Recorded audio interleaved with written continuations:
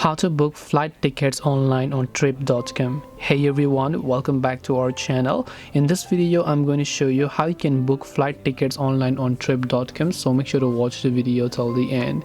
To basically book your flight tickets online on trip.com, first of all go to trip.com and you might want to sign in, where you should be able to see a couple of details. Right at the top you'll also find the option called flights, so you can just go to the flights option. Now you can simply choose from where you're trying to depart to where you're dropping as well, so you can select from one particular city here, and then you can simply go ahead and select that city, tap the done option as to where you want to fly, so you can select that and then tap on done. Now you can select the seats that you want, economy, premium, economy or direct, and then you can just tap the search option.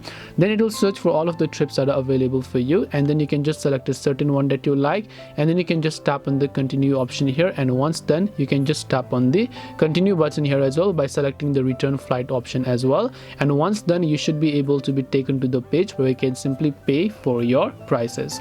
This way you should be able to go ahead and then book flight tickets online on trip.com. Hope this video was helpful. If you have got any more questions, then feel free to also leave them down below. Thank you for watching till the end of this tutorial, and see you soon in the next video.